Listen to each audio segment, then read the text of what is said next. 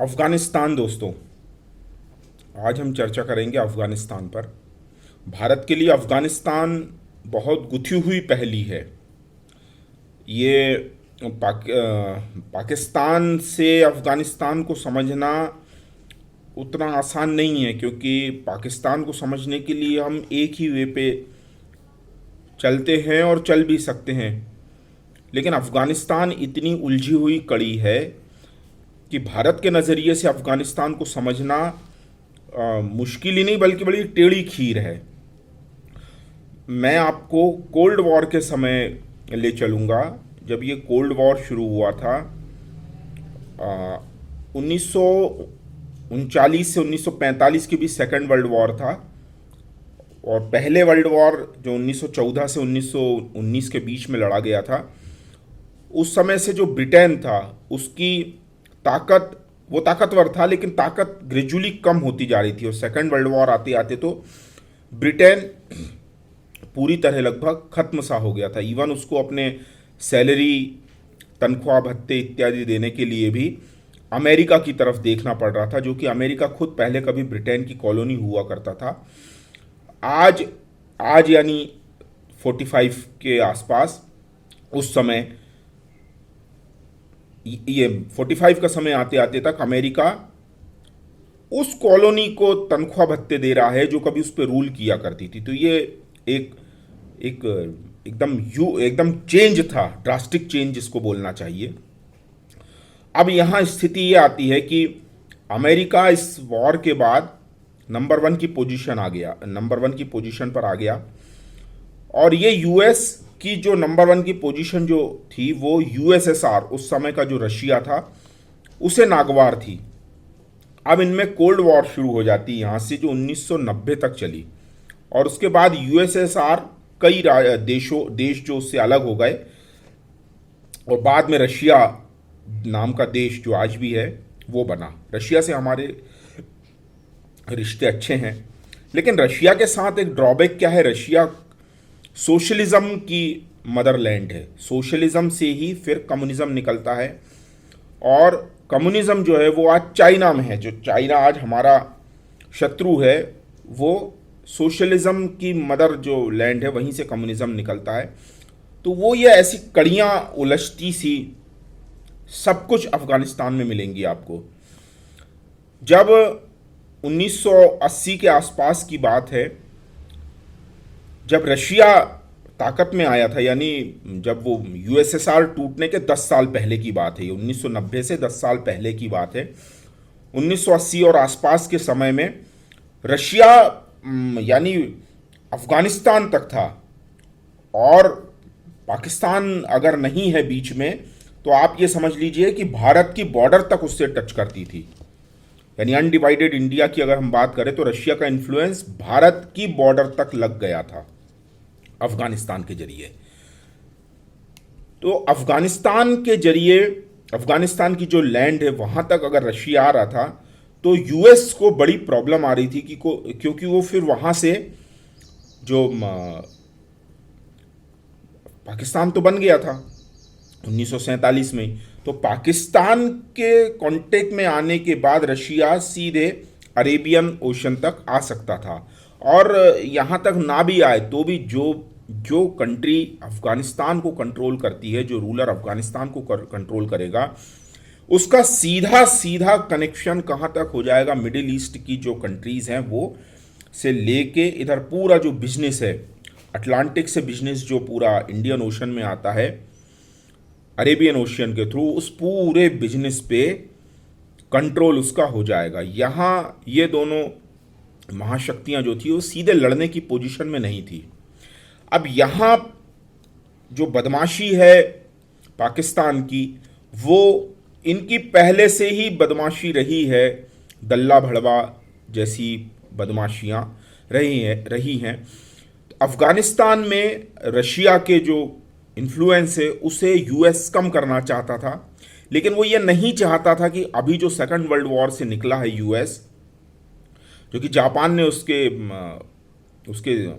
पर हमला करके यूएस को, अमेरिका को जबरिया इसमें खींच लिया था। अमेरिका सेकंड वर्ल्ड वॉर में डायरेक्टली नहीं था, लेकिन जब जापान ने उस पर हमला कर दिया, तब फिर एटॉमिक अटैक करके उस अमेरिका ने फिर सेकेंड वर्ल्ड वॉर ख़त्म किया था जापान पर अटैक करके। तो इसके बाद इस स्थिति में कोई भी देश नहीं था कि सीधे उलझे। दो महाशक्तियों से उलझने का मतलब है कि या तो एक खत्म हो जाएगा या दोनों खत्म हो जाएंगे या दोनों आधे हो जाएंगे। दोनों भी साफ हो सकते हैं, दोनों आधे भी हो सकते हैं। तो ये इतनी कीमत चुकाने को कोई महाशक्ति तैयार नहीं थी। तो सीधे युद्ध नहीं करने को ही कोल्ड वॉर कहते हैं, शीत युद्ध कहते हैं, कि जब कोई दो सेनाएं आमने सामने ना हो, दो देश आमने सामने ना भिड़ रहे हों, और किसी एक तीसरे लैंड में, किसी एक तीसरे की जगह में, किसी एक तीसरे के देश में जाकर वो आपस में प्रॉक्सी, दूसरे के सहारे, दूसरे के कंधे पे बंदूक रख के लड़ रहे हों। अब यहां आप देखेंगे कि तालिबान जो आया सामने, यानी अफगानिस्तान में कौन कौन से फोर्सेस थे। डेफिनेटली इस्लामिक स्टेट है, तो इस्लाम एक बहुत बड़ा फोर्स है वहां पर। अब जब कम्युनिस्टों का असर जब इस्लामियों पे पड़ा, अफगानिस्तान के इस्लामियों पे पड़ा, जो जिन्हें मुजाहिद कहते हैं, जो धर्म के लिए लड़ने वाले को, जबकि धर्म के लिए लड़ना और नहीं लड़ना तो एक अलग बात हो रही, क्योंकि जैसा रामायण में धर्म के लिए लड़ना बताया गया है वैसा मुजाहिद के बारे में नहीं कह सकते, क्योंकि रामायण में सीधे तौर पे धर्म और अधर्म क्या है ये बताया गया है, लेकिन ऐसा वो क्लैरिटी वहां पर नहीं है। अब क्या होता है कि जो मुजाहिदीन लड़ रहे हैं, लड़ाके हैं, आतंकी हैं, आप जो कहना चाहें वो कह सकते हैं। और तालिबान का अर्थ भी होता है, तालिब यानी शिक्षा, यानी स्टूडेंट, डिसिपल। तो जो किसी की बात को मानता है, सुनता है, उसका विद्यार्थी।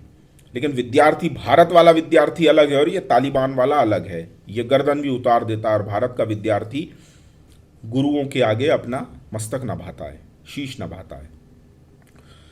तो ये जब कहानी आती है अफगानिस्तान में, अब कम्युनिस्टों की जो शासन करने का तरीका होता है, ये जैसे मान लीजिए 5,000, 10,000, 20,000, 50,000, 1 लाख, 2 लाख या 2 करोड़, जिन पे भी इनको शासन करना है, तो ये उन लोगों को सब्ज बाग दिखाते हैं, ये हो जाएगा, ऐसा हो जाएगा, इक्वलिटी हो जाएगी, ये वो।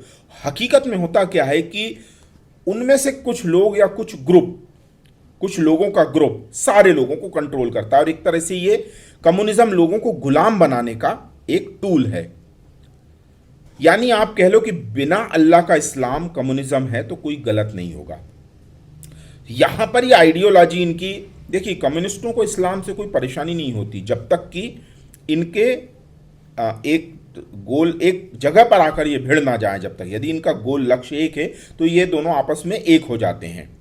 यानी दोनों को यदि मान लीजिए अफगानिस्तान में कंट्रोल करना है और बीच में अमेरिका आ रहा है थ्रू पाकिस्तान, तो ये दोनों वहां एक हो जाएंगे। तो जो पार्ट रशिया से, यानी नॉर्दर्न साइड का जो पार्ट है, नॉर्दर्न अफगानिस्तान का जो पार्ट है, वो रशिया के साउथ में आएगा, यूएसएसआर के, वो आ गया कम्युनिस्टों के संपर्क में। तो वहां पर जो जिहादी मानसिकता रही वो कम्युनिस्ट समर्थन की रही कि अफगानिस्तान में इस्लाम रहेगा लेकिन कम्युनिस्ट मानसिकता वाला।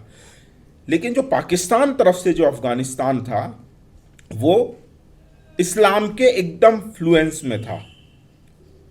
इस्लाम को एकदम जिस तरह से माना जाता है, अल कायदा स्टाइल का इस्लाम, वो वाला इस्लाम वहां पर अफगानिस्तान में पाकिस्तान की साइड से था। तो जो बीच की लाइनें, यानी आधा इनके पास कंट्रोल में और आधा इनके कंट्रोल में, तो दोनों वहां पर लड़ रहे थे। अब यहां क्या होता है कि अमेरिका यहां सीधे तौर पे आना नहीं चाहता था, तो कराची पोर्ट है पाकिस्तान का, वहां से अमेरिका गुपचुप तरीके से पैसा और हथियार पहुंचा रहा था। यानी पाकिस्तान सीधे तौर पे, क्योंकि सी रूट और लैंड रूट वही है अफगानिस्तान तक जाने का, पहले भारत का ये हिस्सा हुआ करता था, बाद में ये, अब पाकिस्तान की जब मानसिकता आ गई हमारे यहाँ 1947, मतलब 1942 से 1947 के बीच में पाकिस्तान जो आइडियोलॉजी रही वो ज़्यादा जोर पकड़ रही थी। तो ये जो आइडियोलॉजी थी वही जिसके पास अब पंजाब, सिंध, बलूचिस्तान और फाटा के क्षेत्र हैं, यही आइडियोलॉजी जो इस्लाम, प्रो इस्लाम है, अब इनके पास एक बेटर लैंड आ गया, एक बेटर ग्राउंड आ गया। अब ये पूरा मोल तोल करने को तैयार थे। किस बेसिस पे? अफगानिस्तान में रशियन पावर को कम करना, यूएसएसआर की जो फोर्स है उसको कम करना। पैसा इनको भरपूर मिल रहा था बिना अकाउंटेबिलिटी का, और हथियार इतने ज़्यादा मिल रहे थे कि इनको मुजाहिदीनों को इन्होंने ट्रेंड करना शुरू कर दिया। अब आप देखिए, यही वो वक्त था जब ये रूट जाता है कराची पोर्ट से अफगानिस्तान तरफ, और ये रास्ता आ जाता है पंजाब, भारत का पंजाब, और भारत का ऊपर चले गए हिमालय तरफ तो कश्मीर। यही वो समय था जब इस्लामिक जिहाद पंजाब में और फिर उसके बाद कश्मीर में आके अपने शबाब पर आने लगा था। शबाब सही शब्द है या नहीं मुझे नहीं पता, लेकिन जो इसका जो पूरा फोर्स है, यानी अगर कहें तो जो दुर्योधन की दुष्ट शक्तियां हैं वो सबसे फुल फ्लेश थी, पूरे अपने अपने पूरे ताकत में थी। अनअकाउंटेबल पैसा आ रहा था अमेरिका से, क्योंकि अमेरिका को किसी भी येन केन प्रकार किसी भी तरह यूएसएसआर की, रशियन की जो पावर है वो कम्युनिस्टों की, एक तरह से ये लड़ाई अमेरिका की डेमोक्रेसी और रशिया की कम्युनिस्ट, यानी डेमोक्रेसी और कम्युनिस्टों के बीच की थी। और डेमोक्रेसी के पीछे छिपा है अमेरिकन कैपिटलिज्म, पैसा। तो एक तरह से डेमोक्रेटिक जो कैपिटलिज्म है वो और सोशलिज्म कम्युनिस्ट है वो, इन दोनों के बीच में अफगानिस्तान एक बैटल फील्ड बन गया। यहां से अलकायदा भी, आपको लगता है कि अलकायदा अफगानिस्तान या कहीं और इराक या सीरिया में पैदा हुआ है? अलकायदा पूरी तरह से पाकिस्तान की धरती पर बनाया गया, पैदा किया और इसको ट्रेंड किया गया है। इनके जो लड़ने के टैक्टिक्स हैं, परवेज मुशर्रफ ने भी जब कबूल किया था, उनके जो लड़ने के टैक्टिक्स हैं वो पूरी तरह अमेरिकन पैसे पे जो काम कर रही थी आईएसआई और पाकिस्तान की आर्मी, उसी तरीकों के टैक्टिक्स थे। और कई बार तो ये कहा जाता है कि 9/11 का जो हमला था वो भी कहीं प्लान्ड था। अब उसमें अमेरिका कहाँ है, कौन है, कैसा है, ये अलग थ्योरी हो जाती है। लेकिन वहाँ से अमेरिका को सीधे सीधे, यानी 1990 के बाद अमेरिका को सीधे अलकायदा पे हमला करने की एक वजह मिल गई थी। लेकिन मैं अभी 1980 से 1990 के बीच में ही रहूँगा। यहाँ पर मैं आपसे ये कहना चाह रहा हूँ कि आज की जो अफगानिस्तान की जो विपरीत परिस्थितियाँ हैं वो 1980 और 1990 के बीच के जो पैसे का फ्लो, हथियारों का फ्लो, जो कोल्ड वॉर था, वो वजह रही। और आज कॉम्प्लिकेशंस जो अफगानिस्तान में आ रहे हैं वो उसके जो बीज हैं वो 1980 के दशक में अमेरिकन पैसों से बोए गए थे। एक तरफ रशियन पावर थी और एक तरफ अमेरिकन पावर थी। आज भारत की क्या स्थिति होना चाहिए? भारत की, कहते हैं चाइना नैतिकता अनैतिकता नहीं देखता, वो जो चाइना का जो हित है वो चाइना अपने हित के लिए उसको जो ठीक लगता है वो करता है। तो यहाँ पर दो फोर्स काम कर रही हैं अफगानिस्तान में। एक पाकिस्तान तालिबान जो अफगानिस्तान गवर्नमेंट के अगेंस्ट लड़ रहा है, और एक पाकिस्तान में काम कर रहा है अफगानिस्तान तालिबान जो पाकिस्तान को अफगानिस्तान की अनस्टेबिलिटी के लिए दोषी मानता है।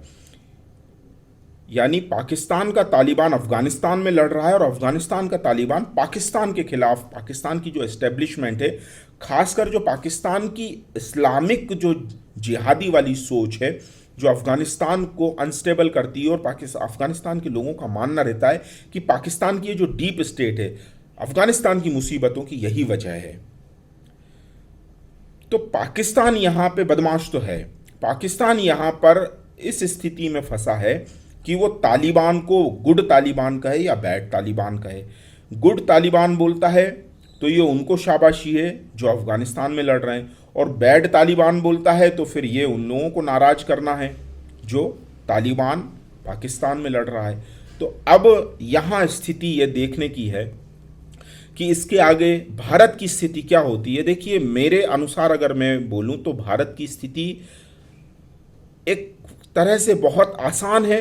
पहले मैं बोलूँ कि आसान नहीं है, दूसरी तरह से मैं बोलूँ तो बहुत आसान है। हमें करना क्या है? हमें पाकिस्तान की जो एस्टेब्लिशमेंट है उसको सीधे सपोर्ट देना है। और यदि मान लीजिए तालिबान गवर्नमेंट अगर मान लीजिए पावर में आती है तो हमारा कोई उनसे कोई लड़ाई नहीं रहेगी अगर वो एंटी इंडिया एलिमेंट से दूर रहते हैं, जो कि अब वो समझ गए हैं।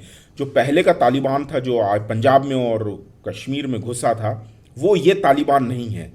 अब वो या तो वो बुढ़ऊ हो गए हैं, 60 साल पार कर गए होंगे, या 40-50 साल उनकी जो एक एज होती है लड़ने की 20 वाली, उससे वो 20-30 साल आगे निकल गए हैं। और पहले कंदराओं में घुस घुस के या गुफाओं में घुस के वो लड़ते थे। आज अब इन्होंने पार्लियामेंट का स्वाद चख लिया है, डिप्लोमेसी सीख गए हैं, कूटनीति जिसे बोलते हैं।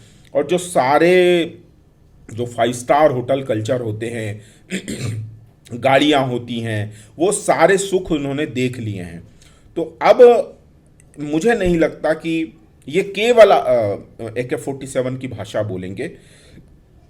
अब ये कहीं ना कहीं डिप्लोमेसी की भाषा और डेमोक्रेसी ना सही, लेकिन डेमोक्रेसी का कोई ना कोई रूप जरूर ये अपनाने की कोशिश करेंगे कि जो सीधा कत्लेआम होता था पहले तालिबानियों का, देखा नहीं परखा नहीं कुछ नहीं, सीधे गर्दन उतार दी या गोली मार दी। तो ये सारी चीज़ें इस समय के तालिबान ने करना संभव भी नहीं है और अब हो भी नहीं पाएगा इस तरीके से। तो भारत को अपना स्टैंड एकदम से चाइना जैसा न बदलने की ज़रूरत नहीं है, और मुझे लगता है कि भारत अफगानिस्तान में अभी अपर हैंड में ही है।